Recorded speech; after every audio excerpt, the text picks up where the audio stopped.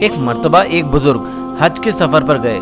جب وہ ایک جگہ سے گزر رہے تھے، ان کے ہاتھ میں ایک تھیلا تھا، اس میں کچھ پیسے تھے۔ اچانک ایک چور ان کے ہاتھ سے تھیلا چھین کر بھاگ گیا۔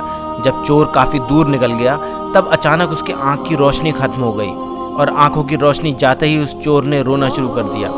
جب لوگوں نے پوچھا بھائی کیا ہوا، تو وہ کہنے لگا میں نے ایک آدمی کا تھیلا چھینا ہے، وہ کوئی بڑا اللہ کا قریبی بندہ لگتا ہے، میرے آنکھوں کی روشنی چلی گئی، خدا کے لیے مجھے اس کے پاس پہنچا دو تاکہ میں اس سے معافی مانگ سکوں۔ جب لوگوں نے پوچھا کہ یہ قصہ کہاں پیش آیا، تو کہنے لگا فلاں نائی کی دکان کے قریب پیش آیا۔ لوگ اسے اس نائی کے پاس لے گئے اور نائی سے پوچھا کہ اس طرح کا کوئی آدمی یہاں سے گزرا ہے، آپ اسے جانتے ہو؟ تو اس نے کہا مجھے ان کا گھر تو نہیں پتا، مگر نماز کے لیے وہ آتے جاتے رہتے ہیں، اگلی نماز کے لیے پھر آئیں گے۔ یہ لوگ انتظار میں بیٹھ گئے۔ وہ بزرگ اپنے وقت پر تشریف لائے۔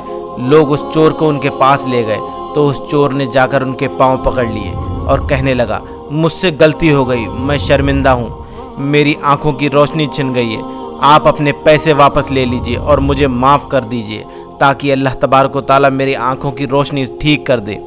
وہ بزرگ کہتے ہیں کہ میں نے تمہیں پہلے ہی معاف کر دیا۔ یہ سن کر چور بڑا حیران ہوا اور کہنے لگا حضرت میں نے آپ کا تھیلا چھینا تھا اور آپ کہتے ہیں آپ نے مجھے پہلے ہی معاف کر دیا۔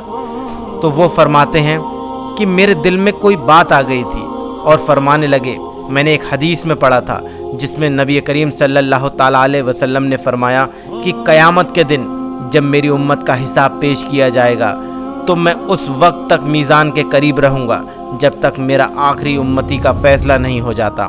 میرے دل میں یہ بات آ گئی کہ اگر میں نے اس چور کو معاف نہیں کیا تو قیامت کے دن یہ مقدمہ پیش ہوگا، اور جتنی دیر میرے مقدمے کا فیصلہ ہونے میں لگے گی اللہ کے نبی صلی اللہ تعالیٰ علیہ وسلم کو اتنی دیر جنت کے باہر رہنا پڑے گا۔